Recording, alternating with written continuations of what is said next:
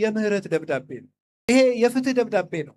እንዲያውም ቅዱስ ዮሐንስ አፈወርቅ ይላል ፕላቶ ፍትህ የሚል መጽሐፍ አለው። ፍትህ ነው የሚባለው። ፍትህ የሚባል ጀስቲስ የሚባል መጽሐፍ አለ። ማሰልች መጽሐፍ እና ቅዱስ ዮሐንስ አፈወርቅ ምን አንድ ሰው የፕላቶን ትምህርት ለፍቶ አጥንቶ ፍትህ ሳያገኝ ይሞታል። በፍትህ ተመርቆ ያለ ፍትህ ሊሞት ይችላል። የክርስቶስን ሕግ ተምሮ ግን ያለ ሕግ ቢሞት እንኳን ክብር ያገኛል። እንዳልባሌ ቢሞት ተንቆ ቢሞት ሰው ተተፍቶበት ቢሞት እንኳን በክርስቶስ ሕግ የሞተ ሰው ክብር አለው። እንግዲህ የእግዚአብሔር ቤተሰቦች እረፍት ትፈልጋላችሁ? መጽሐፍ አንብቡት፣ ስሙት። ይህንን ፍትህ ትፈልጋላችሁ? ይህንን አንብቡ። ደስታ ትፈልጋላችሁ? ውስጥ አለላችሁ። እውነቴን እነግራችሁ፣ ይሄ የምስራች ነው። እንደውም አንድ ነገር ልንገራችሁ። አንድ ሰው አንድ ደራሲ ተደራሲ የሚባል አለ። በስመ አብ ወወልድ ወመንፈስ ቅዱስ አሐዱ አምላክ። በስመ አብ ወወልድ ወመንፈስ ቅዱስ አሐዱ አምላክ። በስመ አብ ወወልድ ወመንፈስ ቅዱስ አሐዱ አምላክ። ይትባረክ እግዚአብሔር አምላከ አበዊነ ቅዱሳን ዘሰብሐ ምህረቶ በላዕሌነ። ምህረቱንና ቸርነቱን ይቅርታውን በሕይወታችን ላይ ያጸናልን የአባቶቻችን አምላክ እግዚአብሔር ስሙ የተመሰገነ ይሁን። የእናታችን የቅድስት ድንግል ማርያም፣ የቅዱሳን መላእክት፣ የቅዱሳን ነቢያት፣ የሐዋርያት፣ የሰማዕታት፣ የጻድቃን ረድኤት አይለየን። የተከበሩ መላከ ብርሃን ፍስሐ ጥላሁን የባህር ዳር ሀገረ ስብከት ዋና ጸሐፊ፣ የተከበራችሁ ሊቃውንተ ቤተ ክርስቲያን፣ መምህራን፣ ካህናት፣ ዲያቆናት፣ የእግዚአብሔር ቤተሰቦች ሁላችሁ አንድ አምላክ በሚሆን በአብ በወልድ በመንፈስ ቅዱስ ስም እንደምን ዋላችሁ? እንደምን ሰነበታችሁ? እንደምን አመሻችሁ? ቸርነት ገንዘቡ የሆነ አምላካችን ቀን ጨምሮ ሰጥቶን ለዚህ ሰዓት ስላደረሰን በምህረቱ ቦታም ስለሰበሰበን ስሙ የተመሰገነ ይሁን። ካሁን በፊት ላስተማሩን ለሊቀ ሊቃውንት ስሙር አላምረው ቃለ ሕይወትን ያሰማልን። በቀሪ ጊዜያችን ደግሞ ሊያስተምረን ቅዱስ ፈቃዱ ይሁንልን። እንደ እግዚአብሔር ፈቃድ ባለን ጊዜ ሁላችሁንም ጠዋት ላልነበራችሁ እንኳን ለቅዱስ ጊዮርጊስ ወርሃዊ መታሰቢያ በዓል ለእመቤታችን 4ኛ የጽጌ ሰንበት እንኳን አደረሳችሁ። እንደ እግዚአብሔር ፈቃድ አንድ አጭር ርዕስ መርጠን እንማማራለን። ቅድም መምህሩ አስቀድመው ሲያስተምሩን እንደው ሃይማኖታችን እንድናውቅ የምናደርገውን ነገር አውቀን እንድንቀጥል አስተምረውን ነበርና እኔም ከዚያው ጋር የተያያዘ ማጠቃለያ የሚሆነንን ነገር እሳቸው ስለጀመሩልኝ በዛው ሄጄን የምጨርሰውና በቀደም በዕለተ ዓርብ ሊቀ ሊቃውንት ስምዐኮነ መላክ አስተምረውናል። ሊቀ ሊቃውንት ስሙር ደግሞ ትናንትም ዛሬም አስተምረውናል። ስለዚህ እግዚአብሔር እንደፈቀደ የወደደውን ለነፍሳችን የሚበጀውን ነገር አስተምሮናል። ያስተማረን አምላክ ክብር ምስጋና ይግባው። በተማርንበት እንድናፈራ ይፍቀድልን። ቀሪ ጊዜያችን ይባርክልን። ለዛሬ የመጨረሻ ርዕስ እንዲሆነን የመረጥኩት ጸልዩ በእንተ ወንጌል ቅዱስ በሚል ርዕስ ነው የምንማማረው። ስለ ቅዱስ ወንጌል ጸልዩ።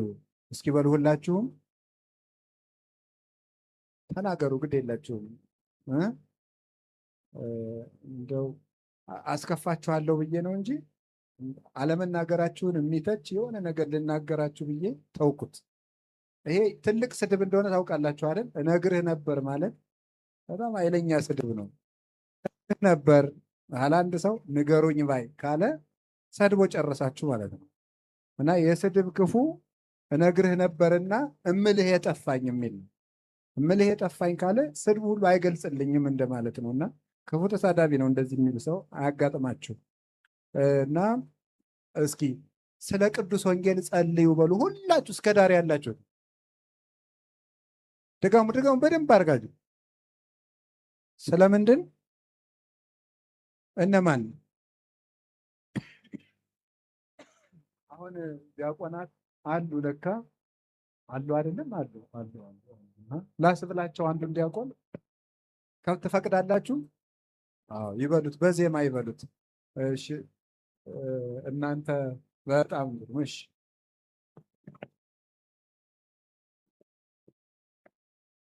የዲያቆኑን ከምለው ብዬ ነው። እኔም ቢሆን ትንሽ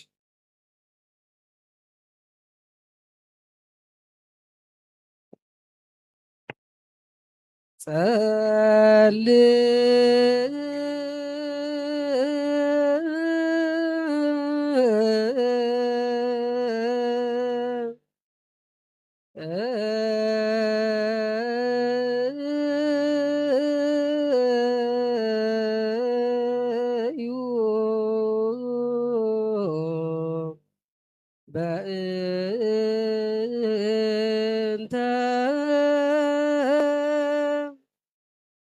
ወንጌል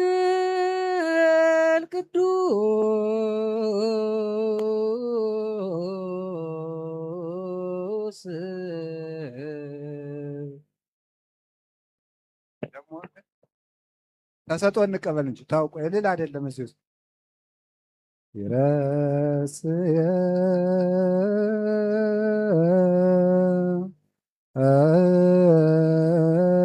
ነድ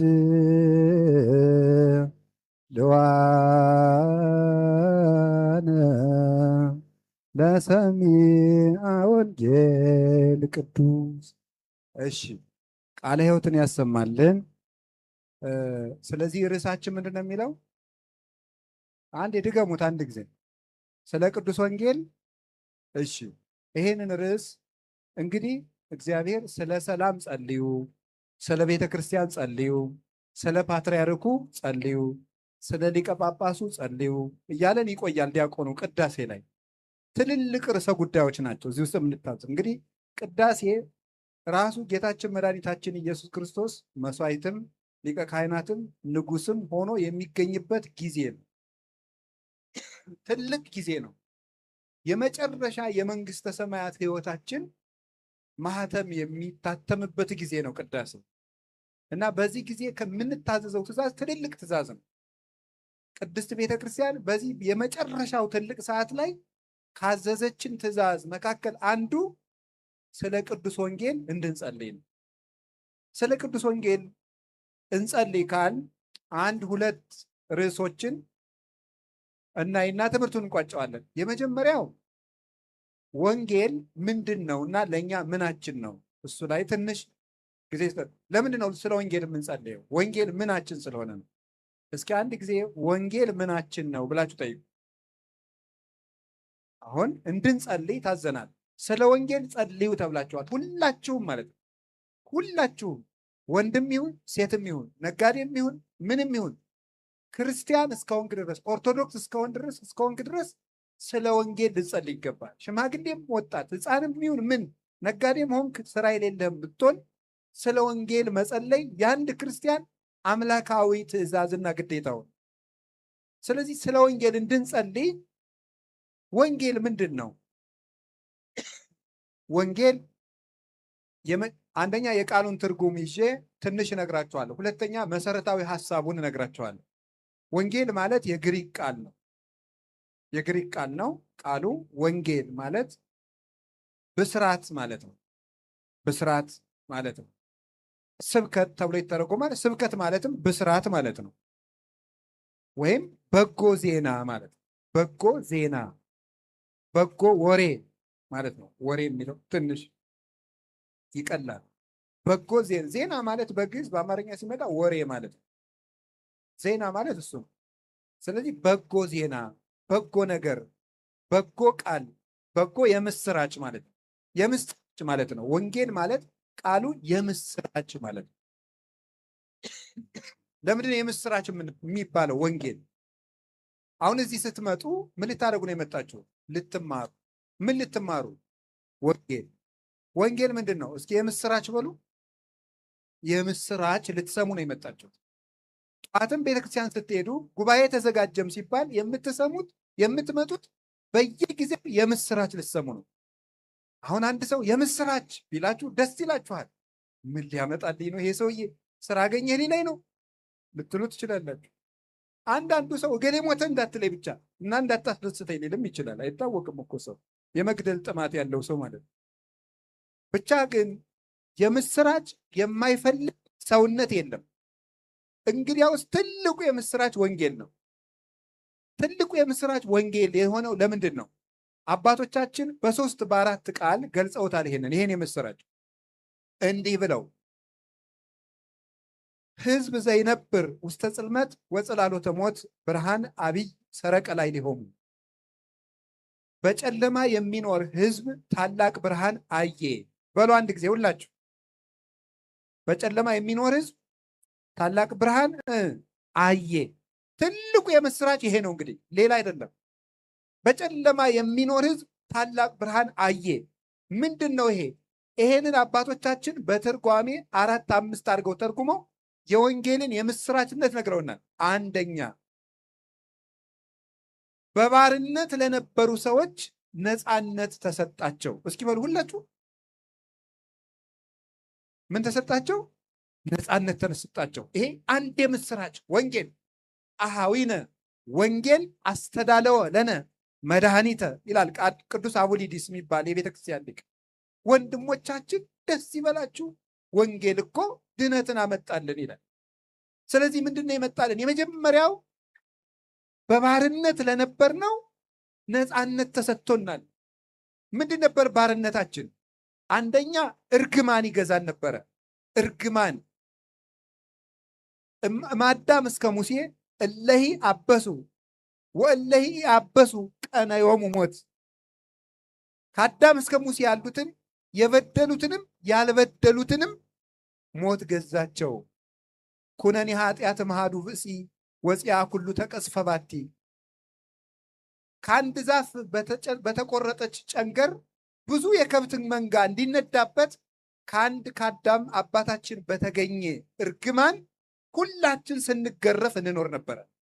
ስለዚህ እርግማን ነበረብን። ያ እርግማን ምንድን ነው?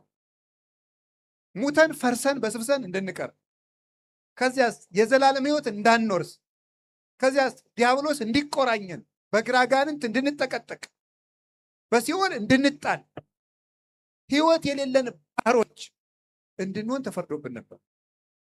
አሁን አምላካችን መድኃኒታችን ኢየሱስ ክርስቶስ ለኦሪት ሕግ ተገዛና እሱ በተገዥ ሥጋ መጥቶ ወነሳ አርአያ ገብር የተገዥ የባሪያን መልክ ይዞ መጣ። በባሪያ መልክ መጣና እኛን ምን አደረገን? ነፃነት ሰጠን። እግዚአ ለኦሪት ቧ ውስተ ኦሪት ከመ ይሳየጦሙ ለእለ ውስተ ኦሪት።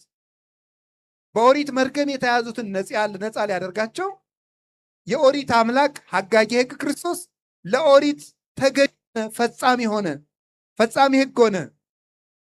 የመጀመሪያው ጌታችን ኢየሱስ ክርስቶስ የሰጠን ነፃነት ነው። አሁን ማናችሁም ወንዶች በ40 ቀን ሴቶች በ80 ቀን ስትጠመቁና ስንጠመቅ ነፃነት ነው የሚሰጠን።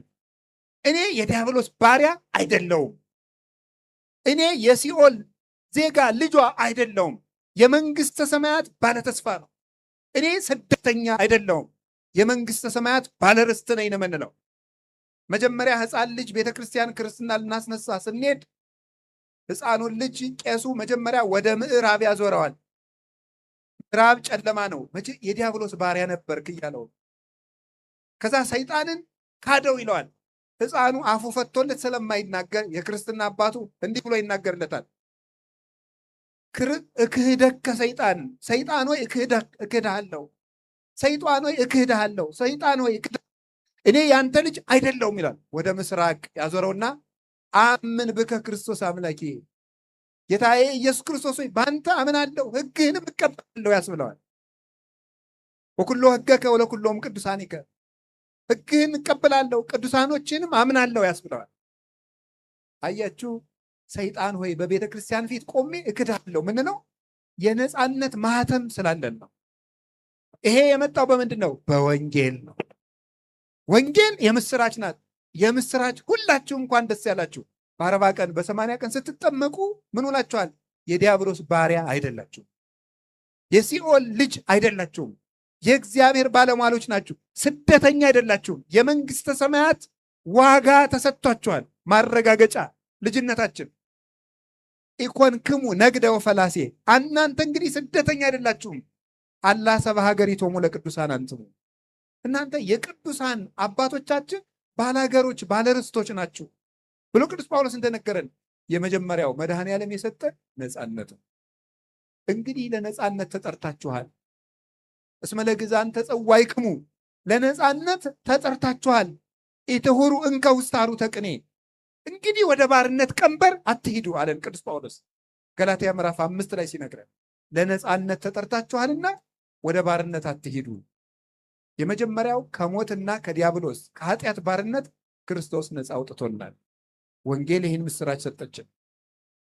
ሁለተኛስ ዲያብሎስን ይመስሉ ለነበሩ እግዚአብሔርን መምሰል ተሰጣቸው። እስኪ በሉ ዲያብሎስን በሉ። እሺ ይመስሉ ነበሩ። ማንን መምሰል ተሰጣቸው? እግዚአብሔርን እንዲመስሉ ተሰጣቸው። ከጀመሪያ እንስሳትን መስል ነበረ። እንዲህ ይላል መዝሙረ ዳዊት ምዕራፍ 48 ቁጥር 12 ላይ እንዲህ የሚል ቃል አለ። ሰብእሰን ዘክቡር ውእቱ ኢያእመረ ወኮነ ከመ እንስሳ ዘአልቦ ልብ። ሰው ክቡር ነበር አላወቀም፣ ልብ እንደሌላቸው እንደ እንስሳት ሆነ አለ። ሰው ምን ሆነ? እንደ እንስሳት። ከዛስ ምን ሆነ? እንደ ሰይጣን ሆነ። እንደ እንስሳት ሆነ የሰው ልጅ። ለምን? ክብራ ለነፍስ ነባቢት አይምሮ። መጽሐፈ መነኮሳት ላይ ማር ይስሐቅ ሲናገር የአዋቂት ነፍስ ክብሯ እውቀት ነው፣ ወይም የለባዊት የሰው ነፍስ ክብሯ እውቀቷ ነው ይላል። እውቀት ከሌላት እንስሳ ናት። አሁን ሰው ግን የዘላለም ሕይወትን ትቶ ሞትን፣ አምላኩን ትቶ ሆዱን ስለመረጠ ሰው እንደ እንስሳ ሆነ አለ። ፈረስ ሆነ ሰው አለ። ኢየሩሳሌም ኢየሩሳሌም ውሉድኪ ኮኑ ከመ አፍራስ ዘማውያን፣ ኢየሩሳሌም ልጆችሽ እንደ ፈረስ ሆኑ፣ እንደ ውሻም ሆኑ፣ አሰየፉኝ ይላል የሰራዊት ጌታ እግዚአብሔር ይላል ኢሳይያስ። ሰው እንስሳ ሆነ ተባለ። አሁንሳ የእግዚአብሔር ልጅ ኢየሱስ ክርስቶስ ራሱ እግዚአብሔር የሆነው እሱ ከእመቤታችን ከቅድስት ድንግል ማርያም ተወልዶ መጥቶ ምን እንደሰጠን ታውቃላችሁ? ይሄን ሰጠን። ምን ሰጠን?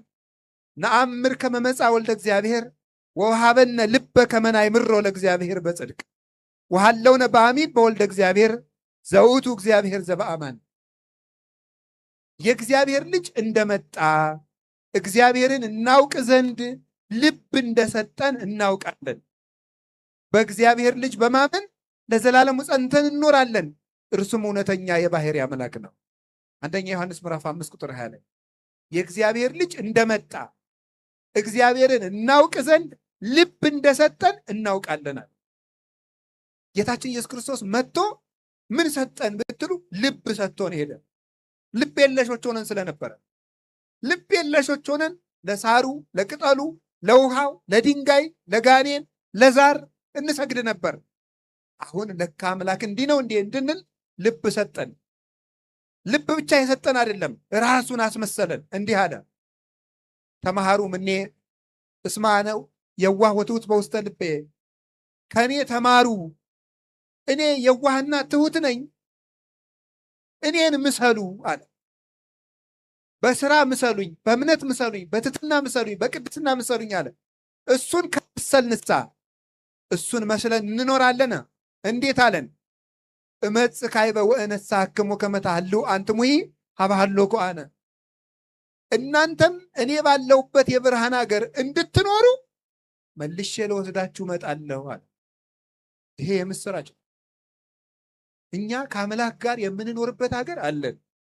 የመንግስተ ሰማያት የብርሃን ሀገር፣ ገብቶ መውጣት አግኝቶ ማጣት የሌለበት የሚሏት ሊቃውንት፣ መሰልቸት የሌለው አድሎ የሌለው፣ ከፍ ላለ ሰው ትልቅ ወንበር፣ ዝቅ ላለ ሰው ትንሽ ወንበር የሌለበት፣ እሪና ግዕዛን ያለበት፣ የተካከለ ነፃነት ያለበት ሀገር መንግስተ ሰማያት አለን።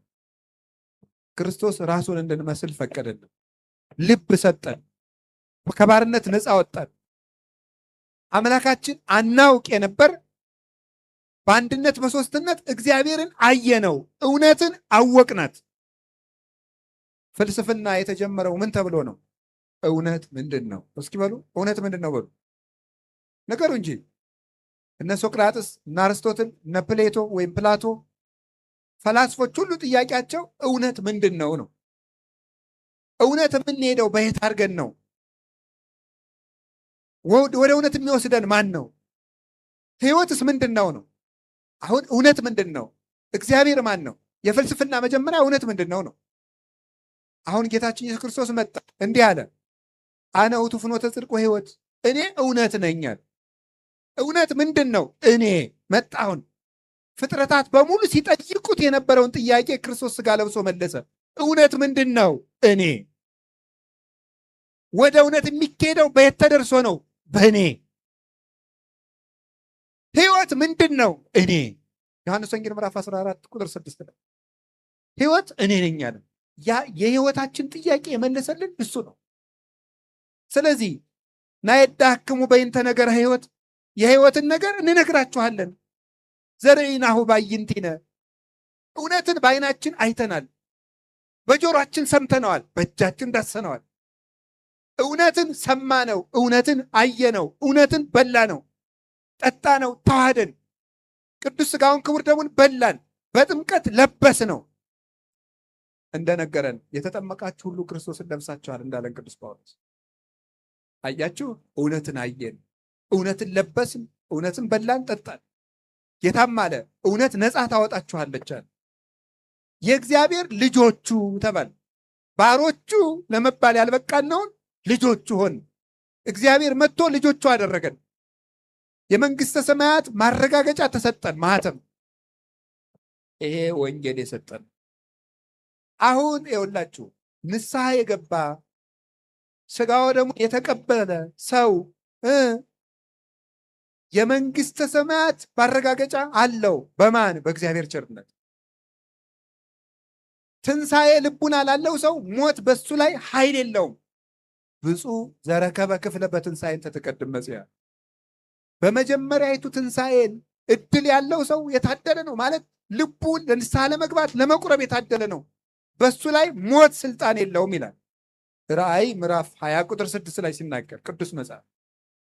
እንግዲህ ወንጌል ይሄን የምስራች ነግራናል። ሞት በእኛ ላይ ስልጣን እንደሌለው፣ እግዚአብሔር አባታችን ሆኖ እንደመጣ፣ የእኛን ሥጋ ለብሶ እንደተዛመደን፣ ሁላችንም የእግዚአብሔር ልጆች እንደሆን፣ መንግሥተ ሰማያት እንደተከፈተል፣ ብንበድልስ አርሃወ ለነ ኆኃተ ንስሐ። ቅዱስ ጎርጎርዮስ ዘኑሲስ እንደሚለው የንስሐ በርን ከፈተልናል። እኔ የመጣው ተወለድኩ፣ ልጆች አረኳችሁ፣ ወንጌል አስተማርኳችሁ፣ ይህን ሁሉ ትታችሁ ከካዳችሁ ገሃነም ይብላችሁ ሳይል ደግሞ የንስሐ በር ከፈተል። አንቀጽ ፍኖት ንጹሕ ዘአልቦ አስዋቅ፣ አንቀጽ ርህው ለለ ይጎደጉድዎ። እሾህ የሌለበት የቀና መንገድ፣ ለሚያንኳኩ ሁሉ የተከፈተ ደጅ፣ የምህረት በር ራሱ ከፍቶ የሚጠብቅ እሱ ኢየሱስ ክርስቶስ። ይህንን የምስራች ሰጥቶናል። ሰው አምላክ ሆኗል። በአጋንንትና በሞት ላይ እንድንሰለጥንበት ስልጣን ሰጥቶናል። ሞትን እንድንንቀው ቅዱስ አትናቴዎስ ላይ እንደነገረን ያረጀን አንበሳ የሚፈራ አውሬ የለም፣ ምክንያቱም ጥርሱ ወልቋልና። መርዙን የተፋ እባብ የሚፈራው የለም፣ እጁ ላይ ጠምጥሞ ይጫወትበታል እንጂ። እንግዲያውስ ሞት ያረጀ አንበሳ ሆኗል። እንዴት? ክርስቶስ ጥርሱን አውልቆበታልና። ሞት ሆይ መውጊያ ወዴት አለ ይላል ቅዱስ ጳውሎስ። አይቴ ቀኖትከ፣ መውጊያ ወዴት ነው? ክርስቶስ የሞትን መውጊያ ሰበረው። አሁን ያረጀ አንበሳ ሆኗል። የእባቡን መርዝ አስተፍቶታል ክርስቶስ ራሱን ቀጥቅጦ በመስቀል።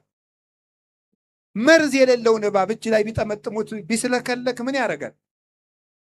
ጌታችን ኢየሱስ ክርስቶስ የእባቡን መርዝ አስተፍቶ ሞትን እንዳረጀ አንበሳ ጥርሱን አውልቆ እኛ ነክሶ ማስቀረት እንዳይችል የትንሣኤ ልጆች አድርጎ ሰጥቶናል በቅዱስ ሥጋው በክቡር ደሙ። ወንጌል ይሏችኋል። ይሄን የምስራች ነው። ይሄን መስማት እንደሚሰለቻት ነፍስ ያለች በሽተኛ የለም። ቅዱስ ዮሐንስ አፈወርቅ ምን ይላል? እንደሚናገረው ነው። አንድ ሰው ታሞ መዳኑን የምናውቀው ምግብ ስጡኝ ሲል አይደለም። ቆሎን እንስጥህ፣ አይ ይመረኛል። ዳቦ እንስጥህ፣ አይ ይመረኛል። ማር እንስጥህ፣ ይመረኛል። ጎበዝ፣ ይህ ሰውዬ ታሟል። ከዛ ስንቸገር እንደው ምን እናምጣለን? ምንም። ከዛ ወለሰ ቆሎ እንስጥህ፣ እስቲ ልሞክረው ካለ ተመስገን። ተመስገን። እየተሻለው ነው፣ ሊቆረጥም ነው። እናት አሁን ይሁላችሁ ረሃብ የጤነኛነት ምልክት ነው። የጤነኛነት ምልክት ነው። ከራበ ጤነኛ ነህ ማለት ነው። ተመስገን። አዎ የማጣትም ምልክት ነው እንዳትሉ። ከጤና ጋር ነው ማውጋት። አሁን ከድህነት ጋር አታውቁ፣ ጤና ጋር ነው። አሁን ርዕሱ ኮንተንቱ ጤና ነው። አንድ ሰው ከራበው ጤነኛ ነው። እምቢ የሚል ከሆነ አሞታል። ጎበዝ፣ ቃለ እግዚአብሔር የማይርባችሁ ከሆነ ታማችኋል ማለት ነው። መጽሐፍ ቅዱስ የማይርባችሁ እንቅልፋችሁ የሚመጣ ፌስቡክ ስታዩ ግን የምታነጉ እስከ 10 ሰዓት፣ ቲክቶክ ከሆነ እንቅልፍ የማይወስዳችሁ፣ ፊልም ከሆነ እንቅልፍ የማይወስዳችሁ፣ የነፍሳችሁ ምግብ ሲመጣ ግን የሚሰለቻችሁ ከሆነ እናንተ ታማችኋል። በጊዜ ወደ ሐኪም ቤት ነው። እዚህ ነው ሐኪም ቤት፣ ቤተክርስቲያን። ጸልዩ እኮ ያለ እንደዚህ እኮ ነው።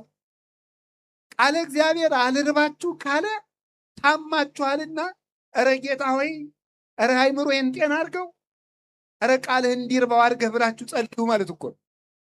የምንጸልየው ለዚህ እኮ ነው። ይሄ የምስራች እኮ ነው። እንዴት ይሄ ይሰለቸዋል ሰው? እግዚአብሔር ያሳያችሁ፣ ክርስቶስ ያመልክታችሁ። አሁን አንድ የተጫጩ ሰዎች ምንድን ነው የሚባሉ? በዚህ ዘመን የተጫጩ ምንድን ነው የሚባለው? ምንድን ነው የሚባለው? ወንድና ተጫጩ በሉት እንጂ እጮኛ ደግሞ ሌላ ስም አለው።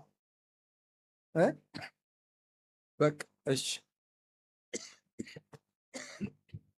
አሁን አንድ የምትወጂው እጮኛሽ ልበል፣ ለልጆቹ ነው። ትልልቆቹ ያገባችሁት ደግሞ ድሮ እያላችሁ አስቡ።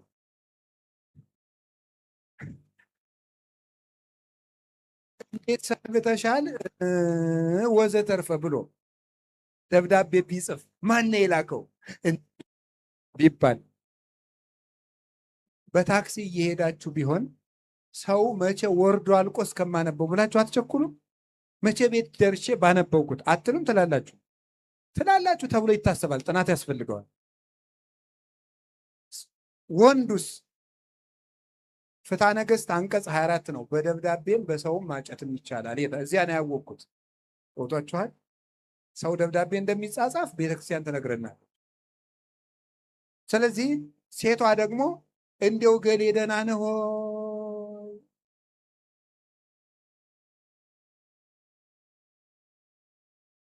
ምንድን ነው የምትስቁት? ታውቁት ይሄን?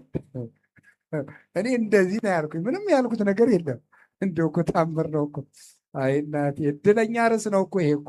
እስካሁን ፍግግ አላላችሁልኝም እኮ። ባደርግ ብሰራችሁ እቺ ስትመጣ ተፍነከነካችሁ እንደ ቆሎ። ደህና ነው እንደ ፈንዲሻ። እሺ ወደ ጉዳያችን ጎበዝ፣ እየመሸ ነው። ታዲያ ደህና ነህ ሆይ ብላ ስጽፍለት ደስ ይለዋል። እንግዲያውስ ከዚያ በላይ ይሄ ኢየሱስ ክርስቶስ የነፍሳችን ሙሽራ ነው። ታውቃላችሁ፣ የቤተ ክርስቲያን ሙሽራ ነው ክርስቶስ። የአንዳንዳችን ነፍስ የማን ሙሽራ ናት? የክርስቶስ ናት። እንግዲያው ጌታችን ኢየሱስ ክርስቶስ ሙሽራችን ክርስቶስ ለሙሽራይቱ ነፍስ የጻፈላት መልእክት ነው። ይሄን ስታነቡ ይከፋችኋል እንዴ? ማን ነው የሚስቱ ደብዳቤ የሚጎረብጠው? በተለይ የጮኛው። የሚስቱ እንኳን በአሻቦም በምንም በዘይትም ስለሚጣሉ አጉል ነው። ለምሳሌ አይመችም። በተለይ የሚጣሉ ግን ይሄ ሙሽራችሁ ክርስቶስ የጻፈላችሁ ደብዳቤ ነው። ይሄ እንዴት ይሰላችኋል? አዎ ከመፋጻ ቀጢን ወከመ መሰንቆ ሐዋዝ ያስተፌሳህኒ በሰሚዖት፣ እንደ ቀጭን ፉጨት እንደ መሰንቆ ድምፅ ነፍሴን ደስ ያሰኘኛል። አርእየኒ ገጸከ አስማአኒ ቃለከ እስመ ቃልከ አዳም ወገጽከ ላህይ። ክርስቶስ ሆይ ትላለች ነፍስ መኃልየ ሰሎሞን ምዕራፍ 2 ላይ፣ እባክህ ቃልህን አሰማኝ፣ መልክህንም አሳየኝ። ቃልህ ያማረ ነው፣ መልካ ታምራትህ መልካ ትምህርትህ የሰመረ ነው። እባክህ ቃልህን አሰማኝ ትላለች ነፍስ ይላል። ይሄ እንዴት ይሰለቻችኋል? አንድ ንጉሥ ሰው መሬት ቀምቷችሁ ወይ ደብድቧችሁ ወይ ግፍ አድርሶባችሁ ከዚያ ጊዜ ጀምሮ ለዚያ ንጉሥ አመልክታችሁ ያ ሁልጊዜ ስትወጡ ስትገቡ የምትፈሩትና የሚያሰቃያችሁ ሰው ድጋሜ እንዳይደርሳችሁ የሚያደርግ የፍትህ ደብዳቤ ቢጻፍላችሁ ያ ሲነበብ ይከፋችኋል እንዴ? እንግዲያውስ ክርስቶስ የሚያሰቃየን ሰይጣን ሁለተኛ ከልጆቼ እንዳትደርስ ብሎ የጻፈበት የፍትህ ደብዳቤ ነው። ሁርም ድሬ ሰይጣን ያለበት አንተ ክፉ ከልጆቼ ወግድ ብሎ ክርስቶስ ጠላታችን የገሰጸበት ጠዋትም ሆነ ማታም ሆነ ሶስተኛ እያልክ ሳምንት ሞላ። ሰውየው ምንድነህ? በሬ። ለምን ሰው ከሆንክ ምንድነህ ብያችኋለሁ። ነፍስ በሉ እስኪ ስጋና ምንድን መንፈስ። አሁን እሳ ሰኞ ቁርስህን በላ፣ ጥሩ። ከዛስ መጀመሪያ ጸለይክ፣ ጥሩ። ከዛ ቁርስህን በላ፣ በጣም ጥሩ። እሺ መጽሐፍ ቅዱስ አነበብክ፣ በጣም ጥሩ። አሁን ምን ሆንክ ማለት ነው? ሰው። ጸለይክ፣ ለነፍስ ድነት ጸለይክላት። መጽሐፍ ቅዱስ አነበብክ፣ ለአይምሮ አነበብክ። ከዛስ እንጀራም በላ፣ ሰው ሆንክ። ሰው ሰው ተብላችሁ ለመጠራት እንኳን ለነፍሳችሁ ምግብ ይሄን ማንበብ አለባችሁ። ይኸው ሐኪሞቹ በጣም ባላንስ ዴት ነው የሚሉት። ምንድን ነው የሚባል? የተመጣጠነ እስኪ በሉ አንድ ጊዜ። አይ እናቶች፣ የተመጣጠነ ምግብ ምንድን ነው? ቫይታሚን፣ ፕሮቲን፣ ካርቦሃይድሬት ምናምን እትስ። ይሄ አንድ ምግብ ነው የሚባል። የተመጣጠነ ምግብ አይደል ይሄ። ስጋ ብቻ ነው። ነፍሱስ መንፈሱስ? አንዳንድ ሰው ከሚስቱ ጋር ሲጣላ ሚስቱ ስትጨቃጨቀው፣ በተለይ እንደ ሀብታም ያለው አሉ ነው እንግዲህ አሉ ነው። ያው ምዕመናን እየመጡ ነው ይህንን ነገር በጆሮአችን የሚያቀብሉን እንጂ እኛ አናውቅም። አንቺ ሴትዮ አላበዛሽው? መኪና ሄው፣ ቤት ሄው፣ የምትበይው አልቸገረሽ? ምንድን ይፈልግ? ባዶሽን መጥተሽ መኪና አስነዳውሽ እንትናለሽ፣ ከሰው የበለጠ ታስፈጫለሽ። ምን አትስት ምናምን ይላል ሰው። ወንድሜ መኪና ብቻ አይደለም የሚፈልገው ሰው። መኪና ብቻ አይደለም ምን ይፈልጋል? አይምሮ፣ ሰላም ይፈልጋል። የሰው ምግቡ እንጀራ ብቻ አይደለም፣ ሰላም ምግቡ ነው፣ ደስታ ምግቡ ነው፣ ፍቅር ምግቡ ነው፣ ትህትና ምግቡ ነው። ሰው ነፍስ ጭምር ነው። ጥሩ ቤት ብቻ ሰላም አይደለም። ጥሩ መኪና ብቻ ኑሮ አይደለም። ጥሩ ልብስ ብቻ ኑሮ አይደለም። ጥሩ ከተማ መኖር ኑሮ አይደለም። ኑሮ ማለት ነፍስ፣ ስጋና መንፈስ አንድ ሲሆን ነው። ስጋው ደግሞ ስንቀበል ቄሱ ምን እንደሚለን ታውቃላችሁ? ስጋው ለአማኑኤል አምላክነ ዘነሥኦ እግዝእተ ኩልነ ለቀድሶተ ስጋ ወነፍስ ወመንፈስ። አማኑኤል ከድንግል ማርያም ነስቶ የተዋሃደው ስጋን፣ ነፍስን፣ መንፈስን የሚቀድስ ስጋውን ነው። ስጋን፣ ነፍስን፣ መንፈስን የሚቀድስ። ስለዚህ ወገኖች እስመ ቃለ እግዚአብሔር ሲሳይ ዘበአማን ውእቱ ሲሲታ ለነፍስ ቃላቲሁ ለእግዚአብሔር። የእግዚአብሔር ቃል እውነተኛ ምግብ ነው። የነፍስ ምግቧም የእግዚአብሔር ቃል ነው። ሰው በልቶ ጠጥቶ ለምንድን ነው ሰላም የሚያጣው? ሰው ጥሩ አልጋ ላይ እየተኛ ጥሩ ቤት ውስጥ እየኖረ ጥሩ መኪና እየነዳ ጥሩ ደሞዝ እየተከፈለው ለምን ሰላም የለውም? የነፍሱ ምግብ የለማ፣ የመንፈሱ ምግብ የለማ፣ የስጋ ብቻ ነው ያለው። ስለዚህ እግዚአብሔር ሰዎች ጌታ ምን አለ? ዮሐንስ ወንጌል ምዕራፍ 4 ቁጥር 5 ላይ አኮ በህብስት ክመ ዘይሃዩ ሰብ አላ በኩሉ ቃል ዘይወፅእ እምአፉሁ ለእግዚአብሔር። ሰው በእንጀራ ብቻ አይኖርም፣ ከእግዚአብሔር ቃል በሚወጣ ከእግዚአብሔር አፍ በሚወጣ ቃል እንጂ። የእግዚአብሔር ቃል የህይወት እንጀራ ነው።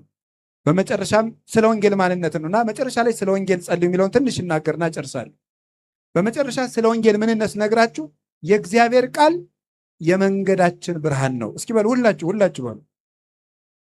የመንገዳችን ምንድን ነው ብሉ እንጂ። የመንገዳችን ምን ብርሃን ነው። ምን ማለት ይመስላችኋል? ሰው መንገድ ሲሄድ ቢጨልምበት መንገድ ላይ ግራና ቀኝ መንገድ ቢገጥመው መንገዱ የትኛው እንደሆነ ለመለየት ምን ያስፈልገዋል? ብርሃን ወይም ባትሪ ያስፈልገዋል።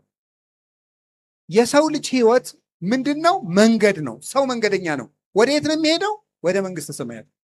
መንገደኛ ነው። አንድ ቀን ስታድሩ ወደ ሞት አንድ እርምጃ እየቀረባችሁ ነው። 2 ቀን ስናቀርብ ሌላ እርምጃ ነው። 3 ቀን ስናድር ሌላ እርምጃ ነው። ዓመት ሲሞላ ሌላ ከፍ ያለ ሩጫ ነው። ወደ ሞት እየቀረብን ነው የምንሄደው። መንገደኛ ነው ሰው። ስለዚህ ውሎ አዳራችን ዓመታትና ወራቱ እርምጃዎች ናቸው።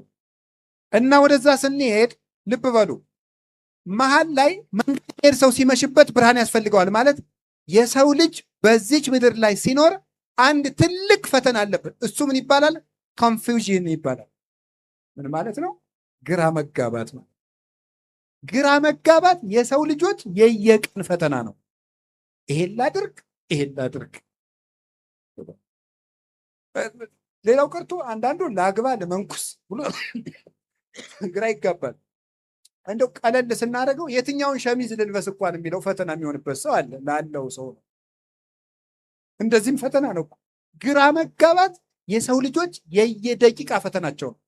ልናገረው፣ ዝም ልበለው፣ ልሄድ፣ ልቅር፣ ልብላ፣ ልቆይ፣ እያንዳንዱ አጠቃቅን ነገር የሰው ልጅ በግራ መጋባት የተሞላ ነው።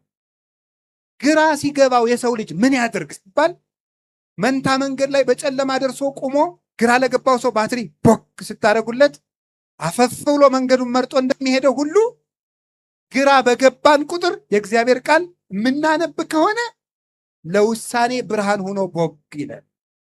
ስለዚህ ቅዱስ ዳዊት ምን አለ? ኖን ማይቶት ለእግሬ ሕግከ ብርሃን ለፍኖቴ፣ ሕግህ ለእግሬ መብራት ለመንገዴም ብርሃን ነው። እስኪ በሉላችሁ ሕግህ በሉ። ለእግሬ መብራት ለመንገዴ ምንድን ነው? ብርሃን ነው። ምን ማድረግ እንዳለባችሁ በእያንዳንዱ ርዕሰ ጉዳይ ላይ ከሰው ጋር ለመኖር ጓደኛ ለመሆን ዝምታ ለመምረጥ መቼ ለመናገር መቼ ዝም ለማለት ለመነገድ ላለመነገድ ሹመትን ለመተው ለመሾም ለእያንዳንዱ ነገር መጽሐፍ ቅዱስ ላይ አላችሁ። እንዲህ ያለ ብርሃን ነው። እንግዲህ ለዚህ ወንጌል እንጸልይ። እሺ ወንጌል ይሄ ነው አልኳችሁ። በስሱ ነገርኳችሁ። ወንጌል ይሄ ከሆነ አንድ ቃል ጨርስና ልጨምራችሁ ስለ ወንጌል። አሁንም አንድ ወንጌል የእግዚአብሔር ልብ ነው። አንዴ በሉ ሁላችሁ። እስኪ አንድ ጥያቄ ጠይቃችሁ። የእግዚአብሔርን ልቡን ማግኘት ትፈልጋላችሁ? አትፈልጉም? የማይፈልግ እሺ፣ የሚፈልግ የእግዚአብሔርን ልብ ማግኘት የሚፈልግ ወይ ጥጋቡ እናንተ ቆይ ትዕቢት ነው ትሕትና ነው ለድብና ነው አመርሆ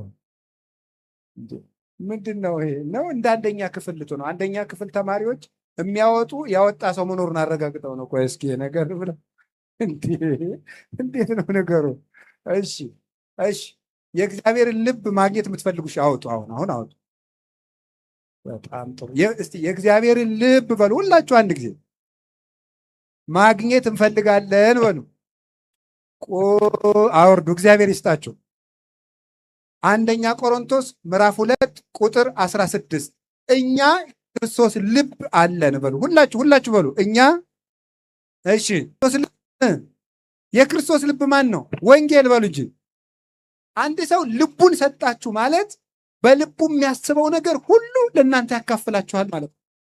ወኩሎ ዘሰማይኩ በሀበ አቡየ ነገርኩክሙ፣ ከአባቴ በሕልውና ያየሁትን ሁሉ ነገርኳችሁ አላቸው። እናንተ እንግዲህ ባሪያ አይደላችሁም። ለባሪያ የልብ አይነገርም፣ ለወዳጅ ነው የሚነገር። አላ ይርክቴ አንትሙ፣ እናንተ ወዳጆች ናችሁ። ለወዳጅነቴ ምልክት ከአባቴ ጋር ቅድማን የመከርኩትን ሁሉ እዚህ ውስጥ ነግሬያችኋለሁ። እኛ የክርስቶስ ልብ አለን። የምናስበው በክርስቶስ ልብ ነው። ወንጌል የምናውቅ ሰዎች ማለት ነው። ይህን ይዞ ነው ቅዱስ ዮሐንስ አፈወርቅ እኛ እኮ በአርስቶትል ልብ አናስብም፣ እኛ እኮ በሶቅራጥስ ልብ አናስብም፣ እኛ በፓይታጎረስ ልብ አናስብም፣ እኛ የምናስበው በክርስቶስ ልብ ነው። እንዲህ ልብ ለሆነን ሕግ እንጸልይ፣ ለወንጌል እንጸልይ። እስኪ ለወንጌል እንጸልይ በሉ። ረጅም ርዕስ ነው እናቴ። በቃ በ5 ደቂቃ ላጠቃል። ከበቃኝ ካልበቃኝ ይቀራል። ወንጌል ይሄ ነው አልኳችሁ። ለወንጌል መጸለይ ምንድን ነው? እንዲገባን። እስኪ እንዲገባን በሉ ንገሩኝ እንጂ እንዲገባን መጸለይ አለብን። ጸልዩ ለነ ከመ ያርሁ እግዚአብሔር አናቅጸ ቃል፣ እግዚአብሔር የቃሉን ደጅ እንዲከፍትልን ጸልዩልን። ሁለተኛ ተሰሎንቄ ምዕራፍ 3 ቁጥር 2 ላይ እግዚአብሔር የቃሉን ደጅ እንዲገልጽልን ጸልዩልን። ማን ነው እንደዚህ ያለ? ቅዱስ ጳውሎስ። ማንን አግኝቶ? ክርስቶስን ቃል በቃል አናግሮ የቃሉን ደጅ እንዲከፍትልን ጸልዩልን። መምህሩ ነው እንዲህ ያለው። ለዚያውም መምህርም ቅዱስ ጳውሎስም። ስለዚህ ለመምህራን እውቀት ግለጥላቸው ተብሎ ይጸለያል። ለራሳችሁ ትጸልያላችሁ። ሁለተኛ ምን ብለን መጸለይ ያለብን? የእግዚአብሔር ቤተሰቦች ወንጌል እንዳያሳጣን። አመፅ ረሃበ በውስተ ምድር፣ በዚች ምድር ላይ ረሃብ አመጣለሁ ብሏል እግዚአብሔር። አኮ ረሃበ እክል ወማይ ወጽማማይ፣ የእህል ራብና የውሃ ጥም አይደለም፣ ረሃብ ሰሚያ ቃል እግዚአብሔር። የእግዚአብሔርን ቃል የመስማት ረሃብ አመጣለሁ ብሏል እግዚአብሔር ይላል ትንቢተ አሞጽ ምዕራፍ 9 ቁጥር 11 ላይ። መጸለይ ያለብን ምንድን ነው? መድኃኔ ዓለም ሆይ ቃልህን አትጠፍብን፣ ጉባኤ አታሳጣን፣ ቃልህን የምንሰማበት መድረክ አትንሳን ብለን መጸለይ ያለብን። ሁለት በሉ እንጂ ስለ ወንጌል መጸለይ ማለት ነው። ሶስተኛ ስለ ወንጌል የምንጸልየው ምን ብለን መሰላችሁ? መምህሮቻችን እንዳያሳጣን፣ መምህር እንዳያሳጣን የሚያስተምር። አሁን እንደዚህ ስል ጊዜ አባ ስለምትሰብኪ ለራስሽ እንዳትሉ፣ እኔም ጸልዩልኝ። አዎ ጸልዩልኝ፣ ለእኔም ጸልዩልኝ፣ እማምላክ ለእኔም ጸልዩልኝ። እውነቴን ነው። ግን እኔ መምህራችሁ ነኝ የሚል ህሊና በህሊና ውስጥ ጨርሶ የለም፣ እግዚአብሔር በሚያውቀው ብቻ። ግን መምህር አታሳጣን ብላችሁ ጸልዩ። ቅዱስ ጳውሎስ ሁለተኛ ጢሞቴዎስ ምዕራፍ 4 ቁጥር 21 ላይ ጢሞቴዎስ እንዲህ አለው፣ እነግረከ ከመ ትምጻእ እምቅድመ ክረምት፣ ክረምቱ ሳይገባ ልጄ ሆይ ወደ እኔ ና አለው። ምን ሳይገባ አለው? ሊቃውንት ይህን ሲተረጉም ደቀ መዝሙሩን ነው እንደዚህ ያለው። ለምንድን ነው ክረምቱ ሳይገባ ያለው? ለጊዜው የአውሮፓ ክረምት ከባድ ስለሆነ እንዳይሰቃይ ነው። ሊቃውንት ግን ሲተረጉሙት ምን አሉ? ክረምት እንደሚከብድ የመምህር ሞትም ከባድ ነውና ይላል። ክረምት እንደሚከብድ የመምህር ሞት ከባድ ነው። መምህር ማጣት ከባድ ሸክም ነው። ለነፍስ ግራ መጋባት የሚደርስላት የለም። መድኃኔ ዓለም መምህሮቻችን አትንሳን ብለን መጸለይ አለብን። 2 3 4ኛ ስለ ወንጌል መጸለይ ምንድን ነው? መምህር እንዲጨምረን መጸለይ አለብን። እስኪ መምህር እንዲጨምረን በሉ። መምህር እንዲጨምረን ጌታ ምን አለ? ማይረሩሰ ብዙ ወገባሩ ህዳጣን ሰአልወ ለባለ ማይረር ከመ ይወስክ ገባለ ለማይረሩ። መከሩ ብዙ ነው፣ ሰራተኛው ግን ጥቂት ነው። የመከሩን ባለቤት ለመከሩ ሰራተኛ እንዲጨምር ለምኑታል። እንደምታውቁት ነው፣ ጉድለታችን ብዙ ነው፣ ኃጢአታችን ብዙ ነው፣ መተላለፋችን ብዙ ነው። ቁም ነገረኛው ግን ጥቂት። ስለዚህ መምህር እንዲጨምረን፣ ኧረ ጌታ ሆይ መምህር ጨምረን ብለን መጸለይ ያለብን። መምህር እንዲጨምረን፣ ጉባኤ ቤቶቻችን እንዲያሰፋልን፣ ደቀ መዛሙርትን እንዲያወጣልን፣ የበለጡ የላቁ መምህራን እንዲተኩልን ጌታ ሆይ መምህር ስጠን። በቀን ቢያንስ አንድ አቡነ ዘበሰማያት ስትጸልዩ መምህር ጨምር ብላችሁ ጸልዩ። እኔ እውነቴን ነው የምነግራችሁ። ቅዱስ ዮሐንስ አፈወርቅ እንዲህ ይላል፣ የአንድ ከተማ መሪ ከሀገሩ መጥፋቱ ከተማው ሁከት እንደሚሆን ሁሉ የመርከቡ ቀዛፊ መርከቡ ውስጥ አለመኖሩ መርከቢቱን እንደሚያሰጥማት ሁሉ ከማውቄ ታጦሊቅሰ ግብር እኩይ ውእቱ ወጥንት ለኩሉ ሁከት፣ የመምህር መታጣት እጅግ ክፉ ተግባር ነው፣ የብጥብጥና የመከራ ምንጩ የመምህር መታጣት ነው ይላል። ማነው እንደሚለው? ዮሐንስ አፈወርቅ። ስለዚህ መምህር አትንሳን ብለን መጸለይ ያለብን። ሌላስ ስለ ወንጌል የምንጸልየው ምንድን ነው? እንድንሰራ እርዳን ብለን መጸለይ ያለብን። እስኪ እንድንሰራ እርዳን በሉ ንገሩኝ እንጂ። እንድንማረው እርዳናል፣ መምህር ጨምርልናል፣ እንዲገባን አድርገናል። መጨረሻስ ተምሮ ሊቁ ነው መዳን የለ አይደል? እንድንሰራ እርዳን። ይሄ ለእኛም ለእናንተም እንድንሰራው እርዳን። እኔ አሁን እያስተማርኩ ነው። ምናልባት መለፍለፍ ከጀመርኩ በትንሹ 5 ዓመት ሊሆነኝ ይችላል። ግን ብዙ ጉድለት አለብኝ። እንድሰራው እርዳን። ንስማ ወንግበር ቃለ ወንጌል ከቅዱስ በጸሎቶሙ ለቅዱሳን፣ በቅዱሳን ጸሎት ቃልህን ሰምተን ለመስራት የበቃን አድርገን የሚለው ቄሱ ለዚህ ነው። እንድንሰራው እርዳን። መስማት ብቻ አይደለም መተግበር ነው። አንድ ሰው ይላል ቅዱስ ዮሐንስ አፈወርቅ አናጺነት እወዳለሁ ስላለ ዓመት ሙሉ አንድ ጎጆ ሊሰራ አይችልም። ከአንድ አናጺ ጋር እንጨት መጥረብ የጀመረ እንደሆነ ግን ሙሉ አናጺ መሆን ይችላል። ስለፈለጉ ብቻ የፈለጉትን ነገር መሆን አይቻልም። አኮ በአጽምዖቱ ዘትጸድቁ አላ በገቢሮቱ በመስማት ብቻ አትድኑም በመስራታችሁ ነው እንጂ ብሏል ሮሜ ምዕራፍ 2 ቁጥር 13 ላይ። ስለዚህ እንድንሰራው እርዳን። የመጨረሻው ግን ይሄ ለሁላችንም ነው። የእግዚአብሔር ቃል ጸልዩ ለነ ከመ ይሩጽ ቃለ እግዚአብሔር፣ ቃለ እግዚአብሔር ፈጥኖ ለሁሉ እንዲደርስ ጸልዩልን። ይሄ ለኛ ነው። የቀድሞ ለእናንተም ለኛም ነው። አሁን ደግሞ ለኛ ለመምህራኑ እንድትጸልዩ እዚህ ለቆም ነው። የእግዚአብሔር ቃል ፈጥኖ ለሁሉ እንዲደርስ። ይሄን ደግሞ ምን አለ ደግሞ ከመንዳን ማበሰብ እኮያን ወንጌል ስንናገር ከሚያሳድዱን ከክፉ ሰዎች እንድንድን ጸልዩልን ብሎ አንደኛው የእግዚአብሔር ቃል ፈጥኖ ለሁሉ እንዲደርስ፣ ሁለተኛው ደግሞ ይሄን ስንናገር ከሚያጠምዱን ሰዎች እንዲሰውረን ጸልዩልን ብሏል። አንዱ ሊቅ ደግሞ የተናገረውን ልናገርና ልጨርስ። ጸልዩ ለነ በይንተ ድካምነ ከመ ያጽንዓነ እግዚአብሔር በአብይ ኃይሉ በርትዕት ሃይማኖት።